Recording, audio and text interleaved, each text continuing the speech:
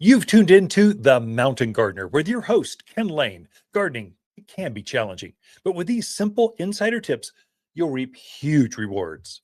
Now, let's tune into today's Mountain Gardener with Ken and Lisa. And we are back with Lisa Watters-Lain in the studio. She comes each week with your garden questions. Just what are people talking about? So you have been like one industrious little bumblebee, my little dear. Little bumblebee? It's something like that.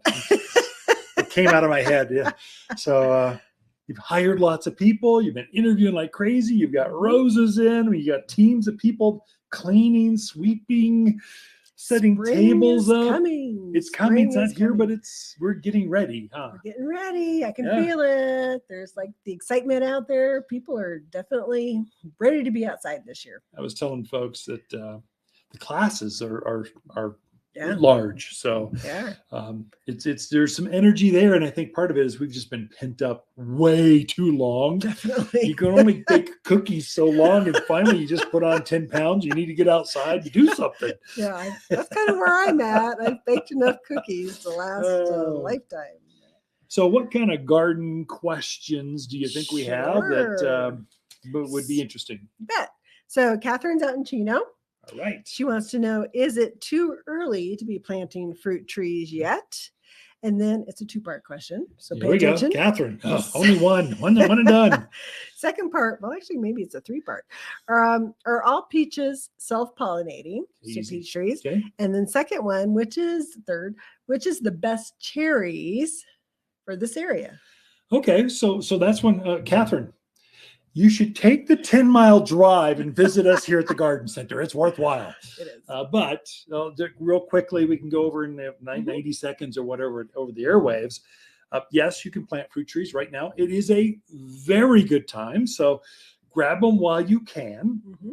We even just got some apricots in. We did. We could not find apricots to save us last year. There were none. So we plugged more and we got them in. They're fully rooted and they look really good. They do. So they look nice. They're going to fruit, and they're a fruiting age, so they'll produce well for you. Going back to, can you plant? Yes. Peaches, pitted fruits generally are self-pollinated or self-fruitful. Once it only takes one. It's got the male and female flower in the same tree. So peaches, all the peaches are self-pollinating. All of the apricots self-pollinating. Many of the plums are. Cherries 50-50. So it just depends. They all do better if you can get different varieties. Put a Glenhaven and a Red Baron or an Alberta and a Ranger. You can put two varieties out there. You'll do better, and the fruits will be bigger, but it will produce by itself. Mm-hmm. And the other one was, cherries. That's cherries. Cherries are going to be, generally takes 2 cherries to have good cherry crops. Now, there are some varieties like your Lapins. I think the sour cherries, all the pie cherries. Stella's a sweet cherry that will produce up by itself. So there's some, but they'll do better if you got multiple. So Bing, Black Tartarian, that takes 2. So generally in Chino Valley, you got a little bit bigger properties out there and unlimited water, a lot of you. So get 2. Yeah. But if you want, you can have 1. We've also got a number of, they call them cocktail trees. Mm-hmm. We've grafted several varieties of peaches or an apricot peach and several varieties of apples on the same trunk. So one tree can have 3, 4, 5 different varieties of fruit on the same tree. Mm-hmm. Now they're designed to help each other fruit better. Mm-hmm. So now you just have one and they all pollinate each other. So there's ways around it. Mm-hmm. And we're trying to bring in more of those cocktail trees because there's so many small yards here. The smaller lots, you just don't have room for 3 trees. You have room for 1, but I want apples. We got you covered here at Watters Garden Center. So yeah, that's true. We're actually getting some really cool trees. I'll probably talk about it next week. Okay. But we are getting some pretty cool fruit trees in. Yep. But our next question is from Lena. Wants to know, she's new to the area, wants to know when is the best time to be putting in those cool season veggies, your lettuce, kale, Swiss chard. When do you plant those? I had someone obviously from the Valley or Palm Springs or someplace. They were looking for tomatoes. Going, it's just not time. So, but cool season. Yeah. We probably have those coming in. So the roses arrived. So probably the cool season will be in a couple of weeks. So usually just after Valentine's, we'll start bringing in all the leafy crops. So like Lena's asking, the cabbage, kale, Brussels sprouts, all the things you're harvesting, the foliage or the stems, broccoli, cauliflower, spinach, lettuce, will all be in then. And you can put those in now. So get your soils ready right now and let it percolate. Pray for another storm. Yeah. Get it all set. And then you need some moisture to kind of settle things down. And then by the end of this month, the latest, you can start putting those things in the ground. I would say potatoes, onions, garlic, asparagus, all that stuff, strawberries. They can probably all start going in by the end of this month. But for sure, March, you are full plant mode by then. So it's time. Lena, come talk to us. Come visit. We're lonely here. Well, yeah, we are. All right. Gary says, I didn't think camellias would grow here, but a neighbor told me you carry them. Do you have them and will they grow here? Yeah, so good. Gary, I'm glad you're neighborly and you've got garden neighbors. So they're kind of getting you going. Yes, there's like 2 or 3 varieties. So most camellias, no, will not grow here. They're more of a tropical plant. But there are a couple hybrids that they figured out how to get more antifreeze in them. It's all about the cold winters. That's what takes them out. We've got one called Ice Princess series. Ice Angel, basically with the word ice or snow in their name. And you know they're hardy. The flower will be maybe 4 or 5 inches across, not the ones that are as big as your hand. Right. But they compensate for just more blossoms. They'll have twice as many as a standard tree type of camellias, let's say from California you're used to. That's probably Gary's from the West Coast. We'll call them out, but they grow a lot of beautiful camellias in the Northwest, that area. Yeah.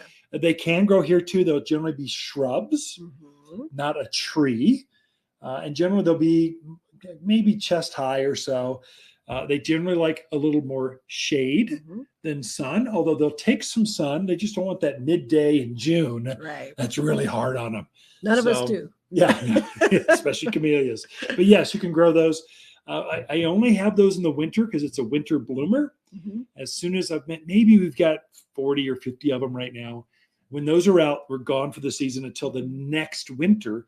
And they are very heavily budded right now, like a rhododendron. They've got that big, a heavy bud on them. So it's time to plant those, get them in the ground, put them in pots. They're great at the front door in a big container. They're glorious. They're evergreen.